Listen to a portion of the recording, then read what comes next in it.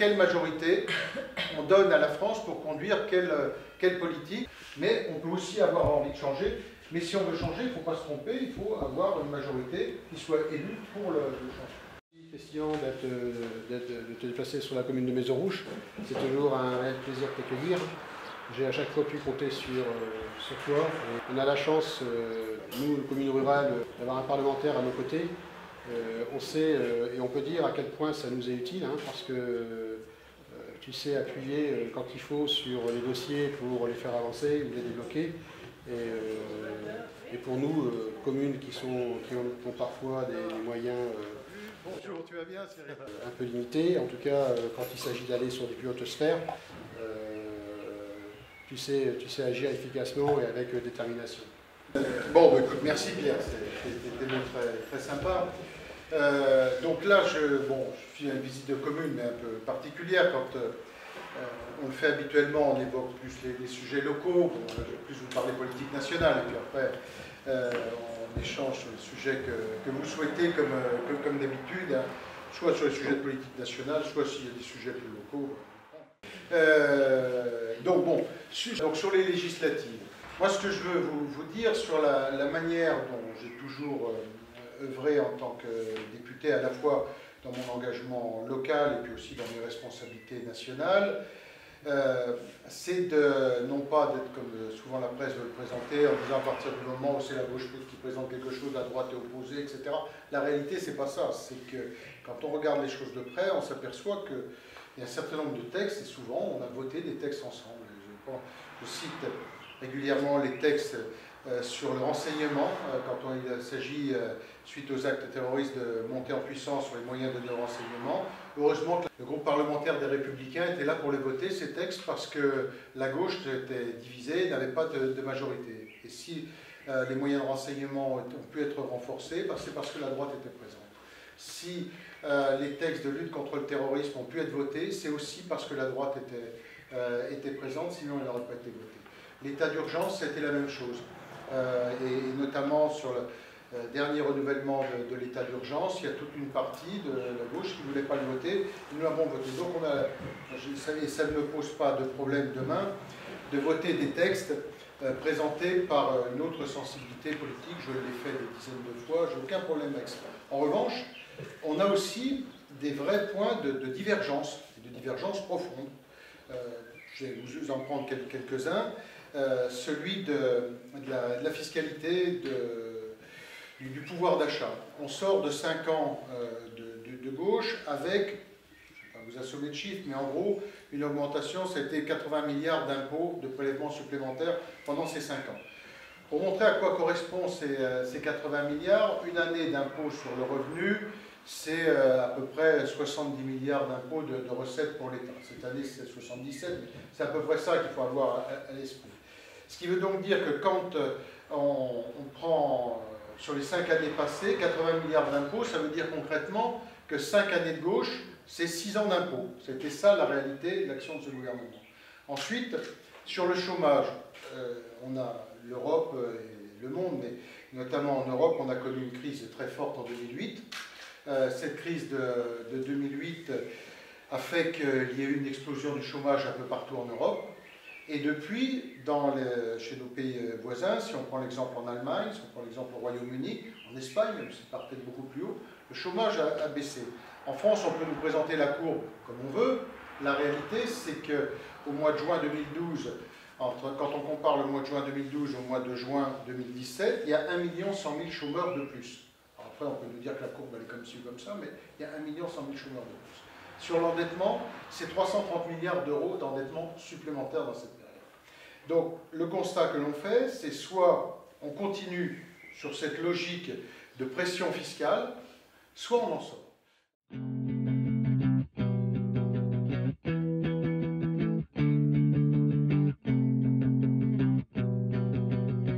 La position de l'actuel gouvernement est de continuer sur la pression fiscale, avec notamment l'augmentation de CSG d'1,7 point.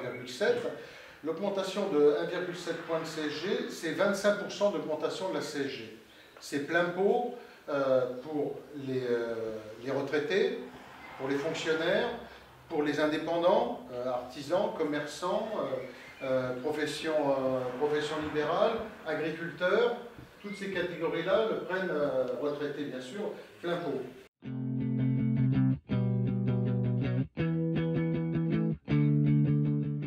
Nous, on fait un autre choix, qui est celui de faire des réformes qui sont des réformes importantes, réformes de la fonction publique, réformes des régimes de retraite, qui nous permettent de retrouver des marges de financement. Et c'est comme cela que l'on propose dès le 1er juillet, pas de le faire dans 2 ans, dans 3 ans ou dans 4 ans, mais dès le 1er juillet, de faire une baisse de l'impôt sur le revenu généralisée de moins 10%, quelles que soient les tranches. Ensuite, de rétablir les heures supplémentaires défiscalisées qu'on avait fait du temps de Sarkozy entre 2007 et 2012. De rétablir l'universalité des allocations familiales et de remettre le quotient familial au niveau où il était à l'époque. Donc voilà un point où on est sur des vrais désaccords profonds. Ensuite, autre sujet où on a un désaccord profond, c'est tout ce qui concerne la sécurité et le régalien. Il y a le sujet de la lutte contre le terrorisme.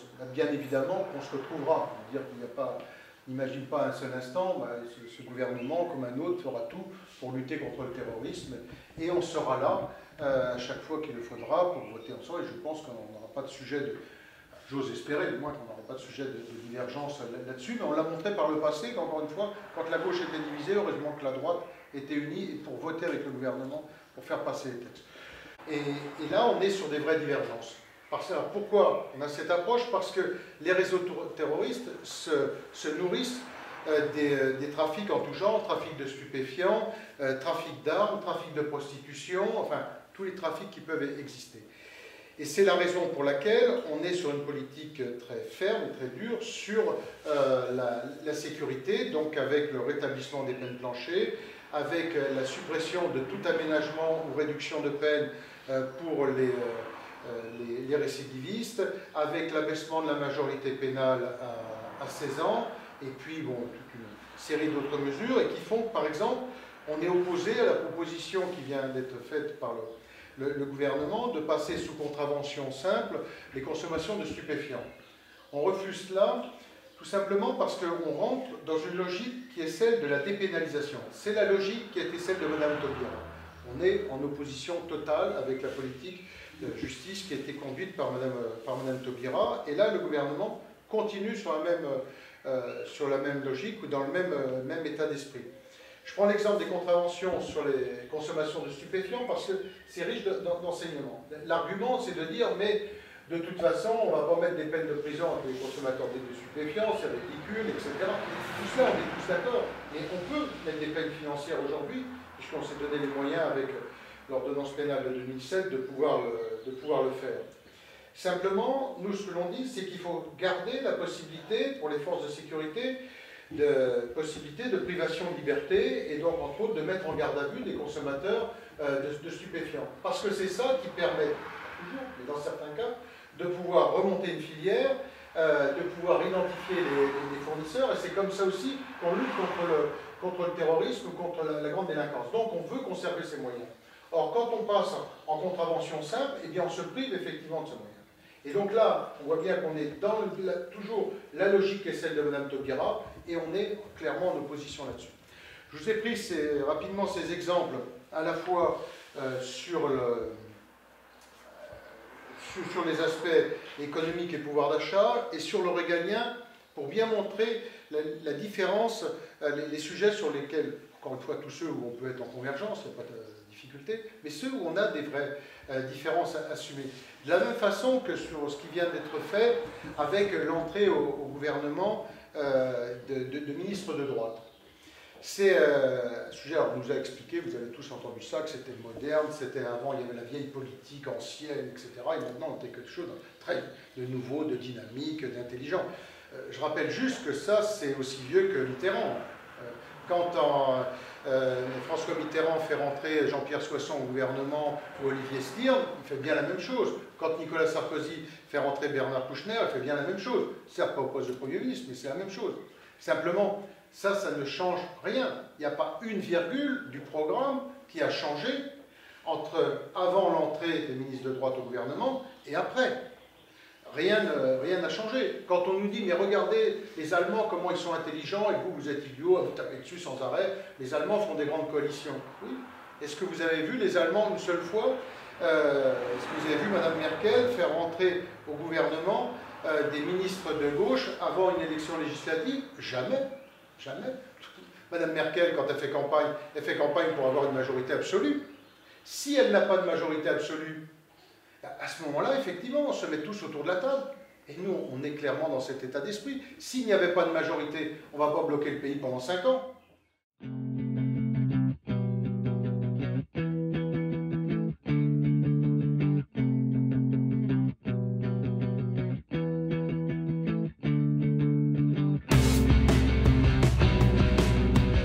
Sur le projet de réouverture de la gare, je l'avais lancé auprès de la SNCF il y a une dizaine d'années. C'était déjà avec Guillaume Pépi. On avait eu d'ailleurs beaucoup de mal à faire entendre raison à la SNCF. On avait réussi à leur faire une étude, dont on n'a d'ailleurs jamais eu les résultats dans le détail, mais qui s'était avérée positive, en tout cas beaucoup plus positive qu'ils ne l'imaginaient sur la réponse. Alors ils étaient allés jusque Donne-Marie, ils avaient fait en fait des sondages sur toutes les communes autour, ils avaient pris un rayon d'une quinzaine de kilomètres, et il y avait effectivement des réponses très favorables de gens qui disaient, nous, si la gare est ouvre, on est tout à fait prêts à prendre le train à la gare de Ledon. À mon avis, il faut vraiment qu'on soit axé sur l'électrification. L'électrification, on est sur un projet qui est à 2020. Là, on vient de retrouver les financements, vous savez quand tous les financements avaient été bloqués, ce qui fait que le budget est bouclé, les travaux sont démarrés, et on est donc sur, normalement, une livraison de l'électrification fin 2020.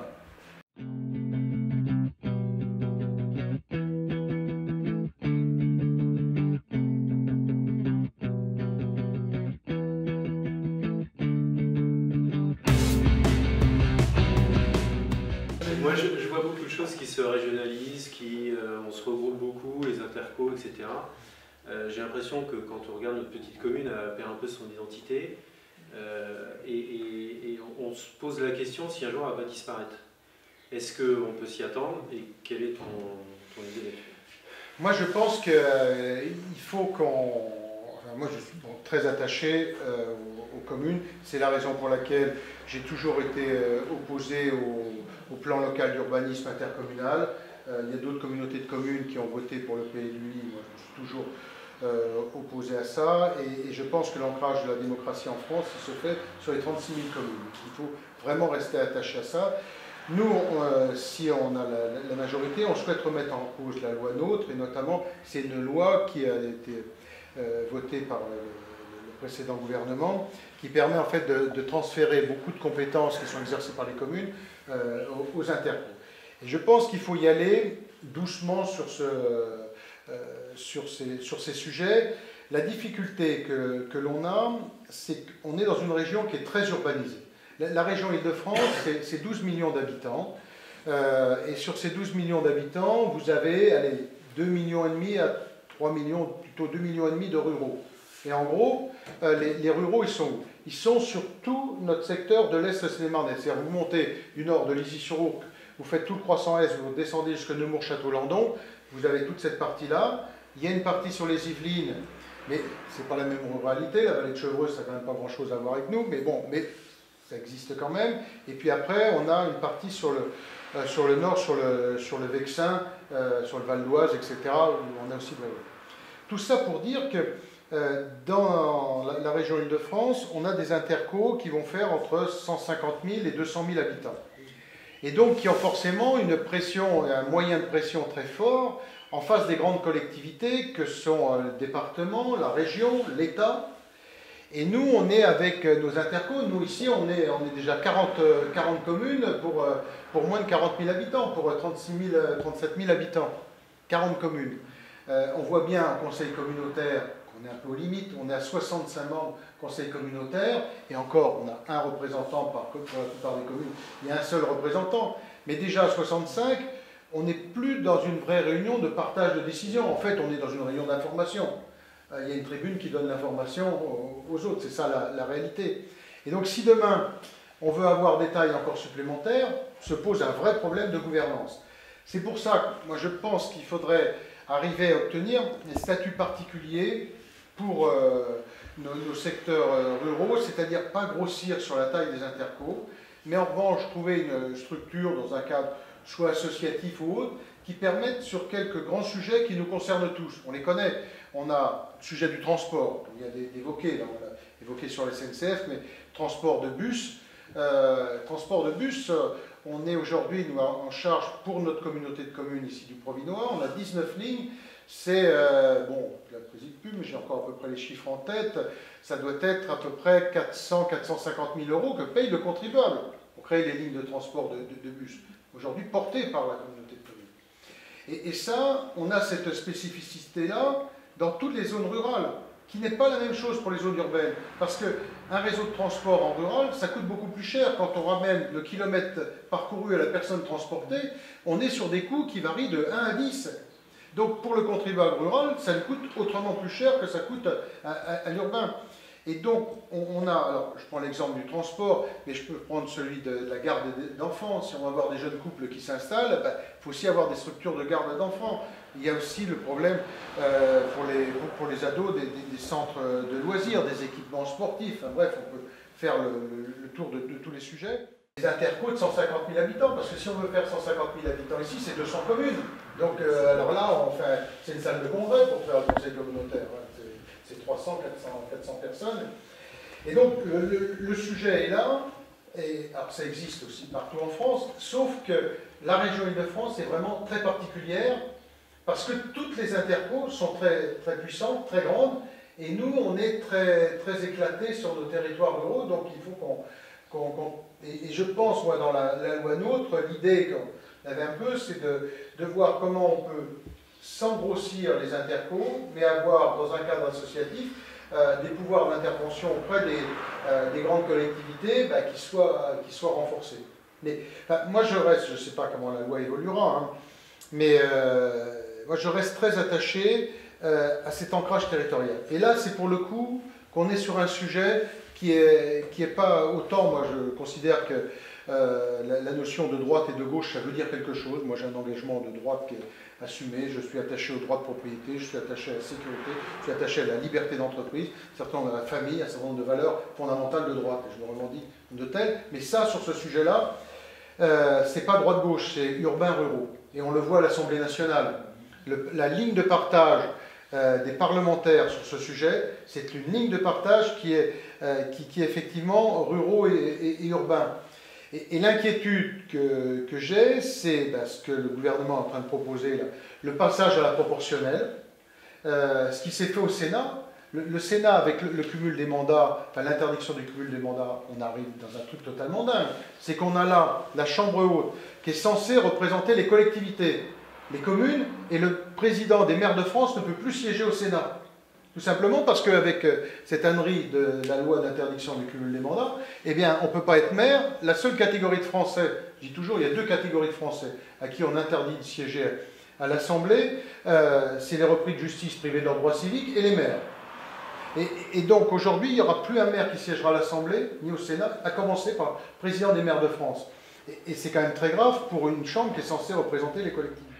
Ce qui a été fait sur le dernier découpage territorial pour les cantonales, ça a été fait au détriment des zones rurales. Quand vous regardez sur notre territoire, aujourd'hui, moi si je raisonne sur ma circonscription, j'avais le conseil général, c'est 41 élus. Moi, pour cette circonscription, il y avait 8 élus. Peu importe qu'ils soient de droite ou de gauche, mais c'était 8 élus ruraux qui siégeaient au conseil général. Aujourd'hui, le découpage des cantons fait qu'il y en a deux, les deux du nouveau grand canton de Provins. Il y en a un à Rozay, qui est Jean-Jacques Barbeau, parce que sa colistière est plus sur la circonscription. Et il y en a une sur le canton de Nangy, qui est Nolwenn, qui est sur le canton de Nangy, mais Jean-Louis Thiriot est en dehors de la circonscription. Donc ce qui veut dire qu'on est passé de 8 à 4.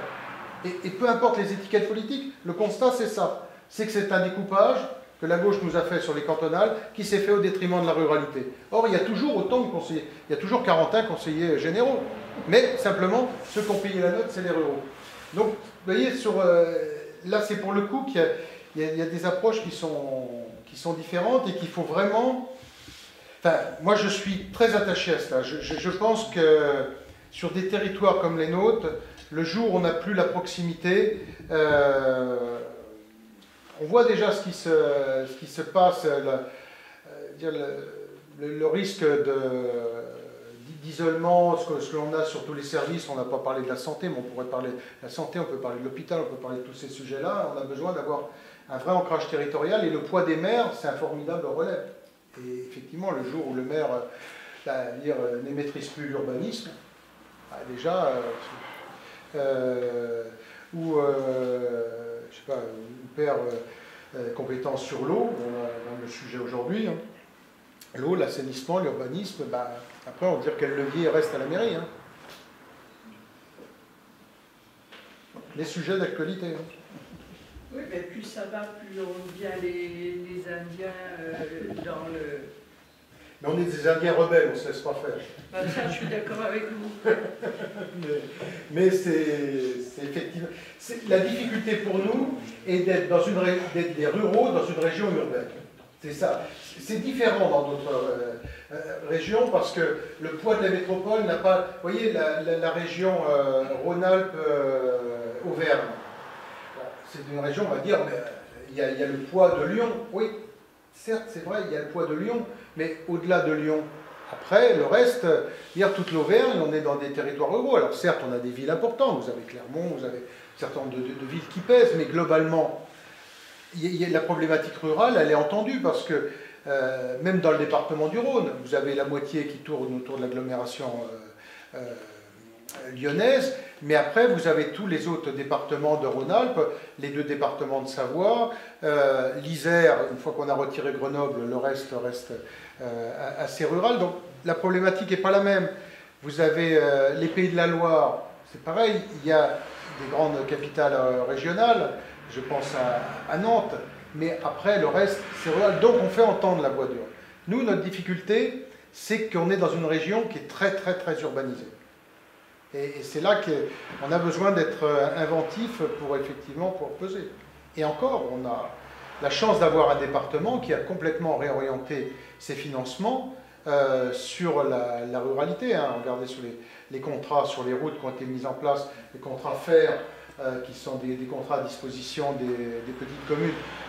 On a la chance d'avoir, avec Jean-Jacques Barbeau et puis son équipe, hein, une majorité au département qui, justement, s'est réorientée en direction du rural, hein, ce qui n'était pas le cas précédemment.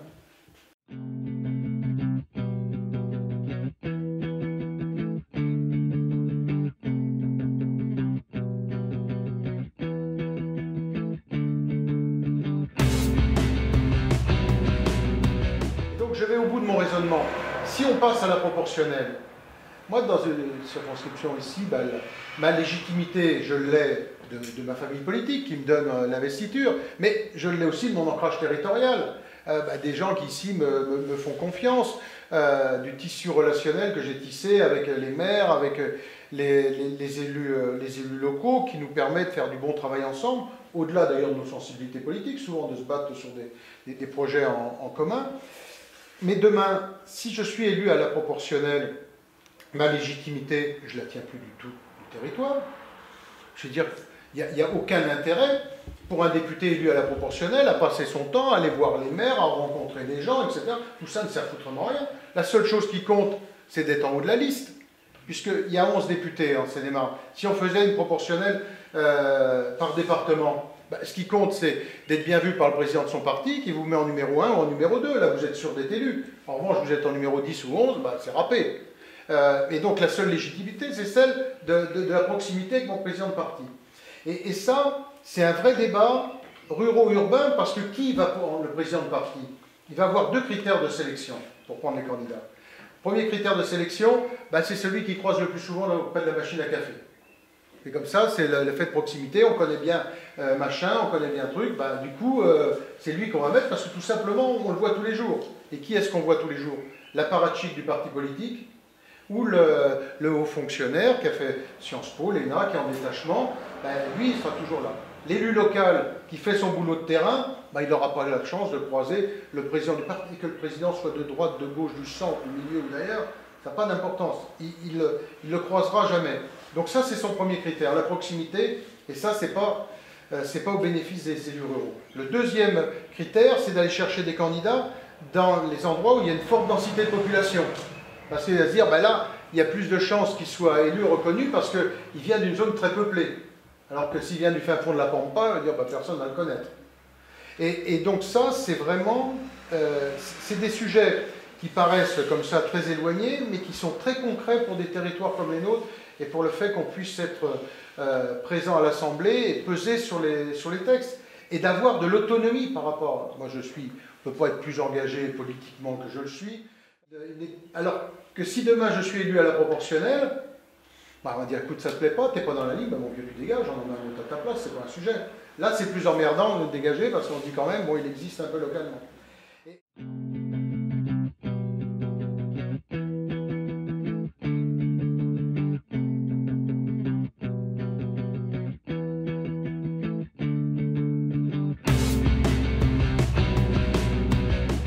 Totalement assumé, mais en même temps, je revendique aussi mon autonomie vis-à-vis de ma famille politique. Ça m'est arrivé, vous savez tous, sur certains sujets où j'ai pris des positions qui ne sont pas celles nécessairement de ma famille politique. Je suis, tout le monde le sait, je suis opposé au projet éolien. Je ne suis pas sûr qu'il y ait une position très claire de ma famille politique sur le sujet. Mais bon, j'ai une position, je l'assume, je la défends. Quand j'ai fait voter la loi contre le gouvernement en place, qui était de ma famille, puisque de ma famille politique, c'était entre 2007 et 2012, j'ai fait voter la loi d'interdiction d'extraction des huiles et des gaz de schiste par la fracturation hydraulique. Je l'ai fait parce que, j'assume, et encore une fois, je ne suis pas sûr qu'il y ait une position très claire de ma famille politique, mais en tout cas, moi je l'ai fait parce que j'y crois, mais parce que j'ai cet ancrage territorial qui me donne une légitimité. On se dit, voilà.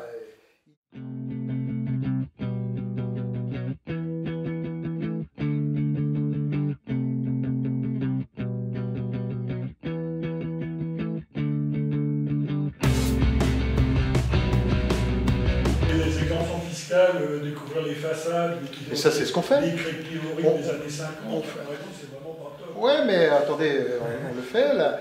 C'est le contribuable provinois, là aussi, qui le fait, puisqu'on fait des aménagements jusqu'à 30% de prise en charge par la... Vous devriez venir habiter à Provins, vous verriez. Vous auriez le train à côté de chez vous, vous n'avez pas besoin d'ouvrir la gare de Lodon, il y aurait plein d'avantages. Il y aurait plein d'avantages. Non, mais on fait une aide publique au ravalement. La zone d'activité à côté de l'hôpital. Écoute, la zone d'activité, elle est lancée. Là, pour le moment, on a l'ICL qui est installé. On a un permis de construire qui est en instruction. En fait, les demandes que l'on a aujourd'hui, c'est des entreprises du secteur qui sont sur des projets de développement et qui ont des problèmes d'emplacement pour se développer et qui cherchent d'avoir plus de terrain. Donc à chaque fois, les 3-4 projets là, qu'on a en tête qui tournent, à chaque fois c'est pour de l'augmentation, de la création d'emplois, mais c'est de l'agrandissement d'entreprises existantes. On n'a pas aujourd'hui d'entreprise ex nihilo qui veut s'installer, mais peut-être qu'il y en aura demain. C'est une zone, on le voit sur toutes les zones de province qui sont toutes complètes aujourd'hui, ça ne bouge pas, puis à un moment, quand la machine démarre, il faut avoir la première, la deuxième, et puis après, voilà, ça démarre. Donc là où on en est pour le moment, moi je ne suis pas inquiet sur cette zone, tout simplement parce que de toute façon on n'a plus de place ailleurs, donc tout est bouclé partout. Non, parce que moi je m'interrogeais, la zone elle a été aménagée depuis 2 ans maintenant. Ouais. 2 ans. Et là à Langy, on en crée une. Donc je me dis, à Provins, ça évolue pas, et à Nangis, on lance des travaux. Oui, on n'est pas si loin, quoi. C'est vrai, on n'est pas si loin. En même temps, on n'a jamais été vraiment concurrentiel. Tu vois, j'ai pas, les entreprises qui se sont installées à Nangis n'ont jamais trop démarché à Provins et vice-versa. On est sur deux pôles. L'avantage de Nangis, c'est d'avoir la liaison SNCF qui est quand même plus facile et plus proche de Paris que pour nous à Provins, qui est plutôt un peu notre handicap. En revanche, on a des services sur... je vois sur les démarches qu'on a des entreprises, c'est qu'est-ce que vous avez comme lycée, les équipements sportifs, politique culturelle, etc. C'est-à-dire que le souci, chef d'entreprise, c'est de dire comment j'amène les cadres et je conserve mes cadres sur place. Et donc là-dessus, c'est plutôt ça un atout pour Provins, c'est l'exemple avec Nogent.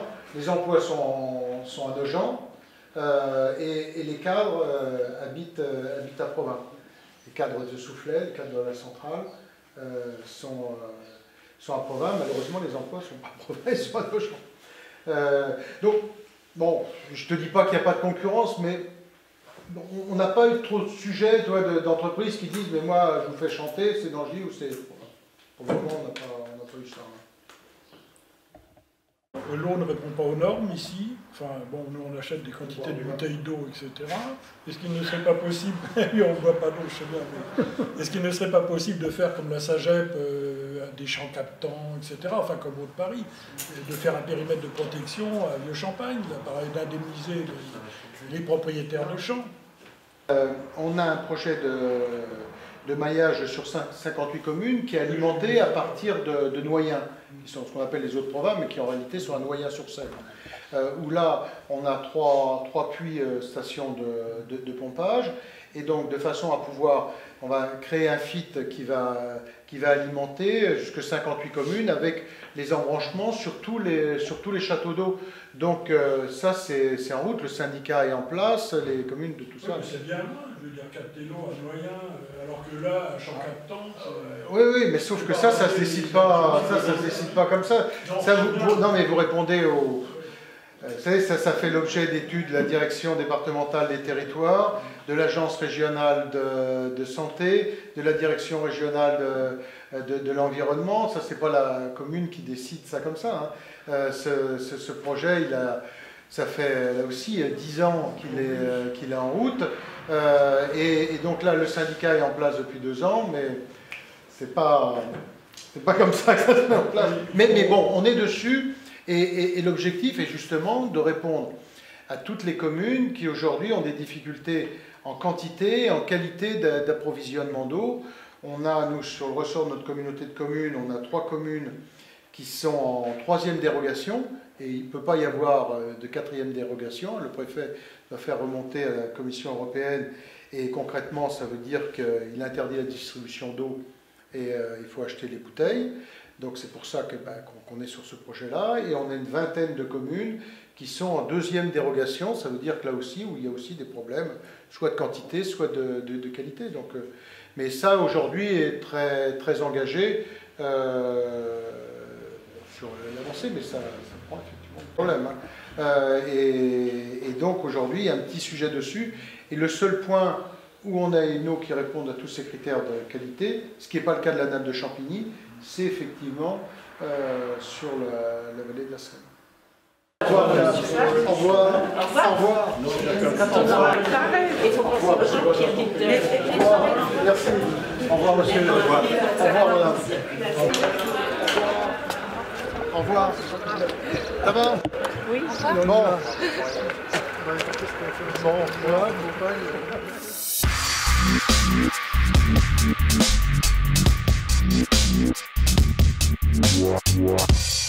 vous